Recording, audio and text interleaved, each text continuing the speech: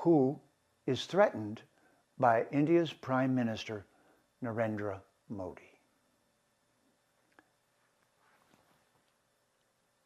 Who is threatened by India?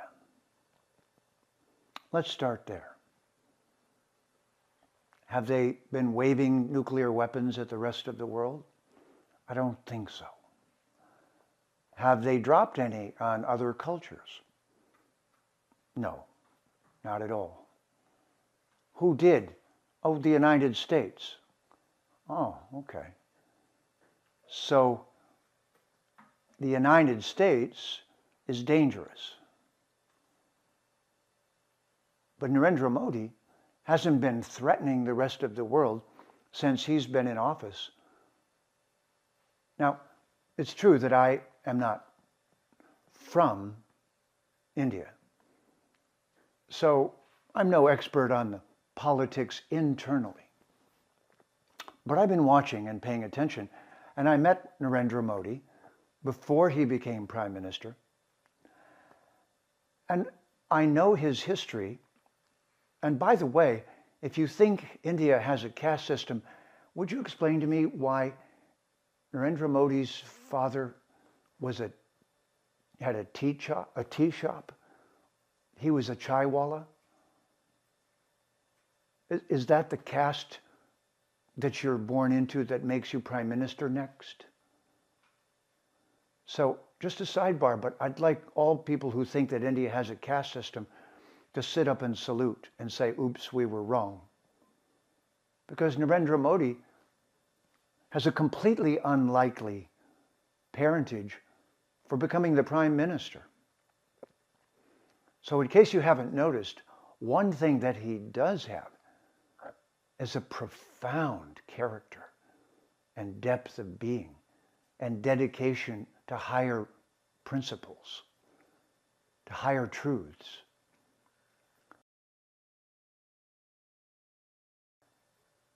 Now, there are some people who are just afraid of anything other than their own viewpoint, or at least they speak badly of it. So the first thing I want to point out is that Narendra Modi is known for having a very high character, known for being a dedicated practitioner of the Hindu Dharma. But there's nothing in the Hindu Dharma that should make the rest of the world afraid. So why should they be afraid of India? Well, one reason would be because when Narendra Modi took office, he was the first Prime Minister of India to actually be Hindutva. Oh, I know, that's another demonized word. Ooh, Hindutva. Actually, Hindutva simply means a dedicated Hindu practitioner. I am one. I am Hindutva. Narendra Modi is the first leader of India for over 1,000 years who was Hindutva. But the culture of India is Hindu, Vedic, Sanatana Dharma. So he is actually the first leader in 1,000 years that wasn't either colonizing or India under attack or India being fragmented by people from the outside coming in and attacking it, which is Muslims, Islam. Islam didn't come in as friends. They came in as rapists, raping, pillaging, taking slaves, killing.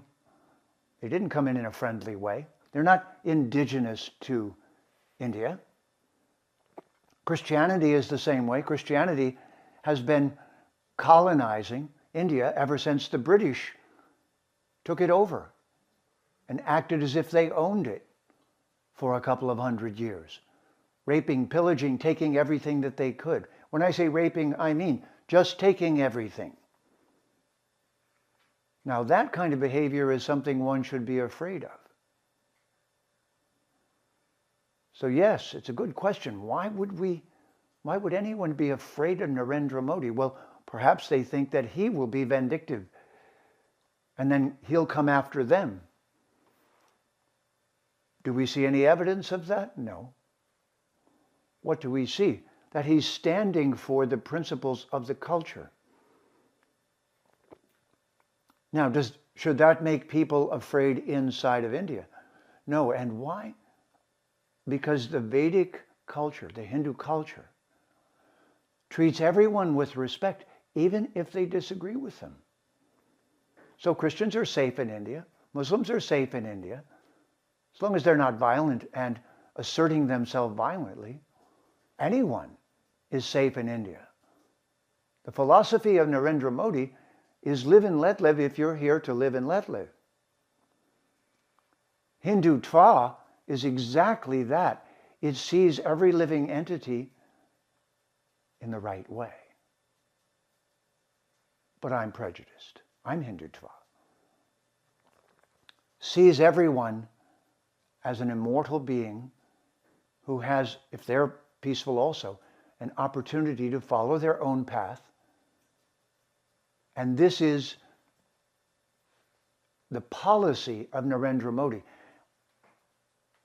He's the first for 1,000 years, which means the prior rulers of India during the time of the British were puppets. They weren't really rulers of India. They were puppets of the British. And in fact, the accusations that Narendra Modi is RSS, well, I'm RSS too, Rashtriya Swayam Sevak, the group of people in India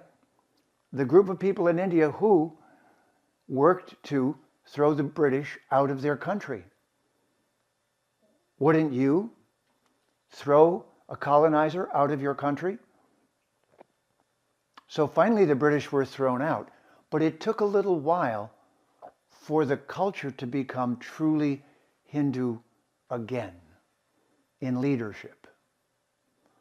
So anyone who's living in India who doesn't want India to be Hindu will say that they dislike Narendra Modi. Now, of course, every human being is perfect, so I can't go down and make a list of everything that he did, and who am I to decide whether it was right or wrong. But I do know his dedication, and his dedication is to support the Vedic Hindu culture and to support all of the other people who are living in the culture of India now and lead them in a peaceful way toward living together. So anyone who has that purpose should not be afraid of Narendra Modi. They should be proud of him. They should be proud that he's so humble and so courageous and so clear and outspoken, but at the same time, he doesn't speak harshly to others and of others, and yet he's dedicated and determined and focused. He's of high character. This is what we hope to see. This is a role model for what we should see in a leader.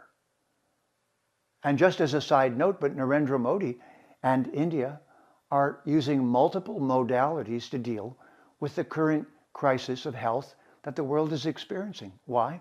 Well, because the very basis of the culture of India is to have multiple modalities of science, from Ayurveda to yoga to diet to things that promote well-being, to herbs, to modern medicines, to modern vaccines, to ancient ways of healing. This is the most ancient culture on our planet and the most sophisticated, and is having a renaissance and a revival. And Narendra Modi is the leader of that renaissance.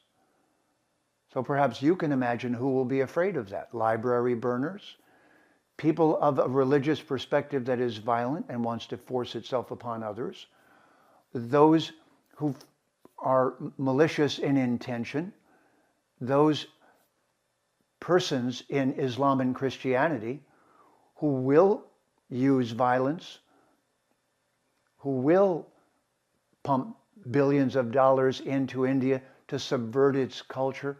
Those persons should be afraid. but not just of Narendra Modi, but of any honest, integrous prime minister of a country. And soon, hopefully, since I believe his last term of office is coming, someone like him will also continue the responsibility of what? Of healing hundreds of years of colonial damage, of restoring the social environment in a world gone mad. I can give you an example of another person. I know that she is deeply connected with Narendra Modi, just in spirit. And her name is Vandana Shiva. Vandana Shiva is one of the persons from India who are reminding the world that the agriculture that we're using right now is destroying our planet. Narendra Modi represents all of the modalities of living that are the essence of the Hindu way of living, which is to live peacefully upon the earth, to utilize the land correctly, to be in a right relationship with one another, to foster the growth and development of culture, of universities, of educational institutions, of learning, and to do so in a respectful and, as far as possible, non-violent way. Narendra Modi has pulled away from the precipice of conflict and violent conflict carefully, and yet been strong and held a boundary. This is a role model. This is someone who's showing us, and the word for that in Sanskrit is acharya. In his daily life, Narendra Modi gets up early in the morning, does dedicated practices of yoga and mantra meditation, and presents himself before the divine in the way that all true Hindus do. And then, before he starts his day, says, "And may everything that I do this day be in service of divine intention." I know, because I'm a yogi and I start my day that way, following in his footsteps.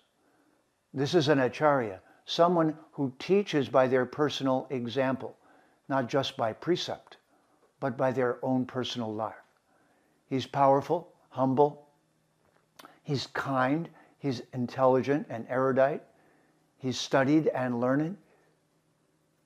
He's not from a family of power.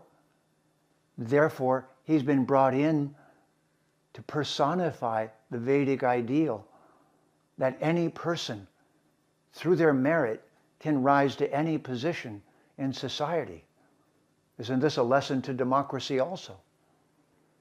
Right now, democracy in the West is threatened by billionaires and trillionaires whose wealth is giving them political power and influence.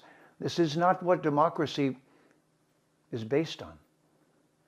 It's not based on the abusive use of money and resources of that kind. And I know that Narendra Modi is the personification of using those resources in a way that benefits everyone. And the other thing that I know he has is a long view. He is playing the long game, which means he knows that his culture, that the Hindu Vedic culture, is having a renaissance and is being revived. So the people who are afraid of him are afraid of libraries, afraid of culture, afraid of diversity, afraid of biodiversity, afraid of ecology, afraid of speaking kindly of everyone, afraid of seeing everyone as an immortal being. What they're really afraid of, many of them, is that when we do see a noble leader who's setting a wonderful example, then we can see the lack of those qualities in the world leadership around us. This is the Vedic way. You teach by your personal example. And when I met Narendra Modi, my wife Sandy and I went to Gujarat, met him when he was in charge of Gujarat at the time. But we immediately saw in him a humility, a directness, an honesty, a clarity, a kindness, and yet a strength, a leadership and a charisma. And that word charisma comes from the word Krishna. That Krishna is visible in him because he is now a representative of what should have been the political leadership in India during the entire time of colonization, during the entire time it was being attacked from the outside. So he really is the leader of the Hindu Vedic Renaissance. Those who are the enemy of that sublime, beneficial, healing, and noble culture will consider themselves threatened by Narendra Modi. I personally am proud to have met him and watch him from a distance with great admiration. Jai Shri Krishna, Jai Sitaram, Jai Narendra Modi. Keep up the good work and lead us to the next noble leader. Please remember to subscribe to us and switch on the notifications for this channel. For our other social media links, more content, and to support our work, please visit citti.net. Dhanyavad. Namaskar.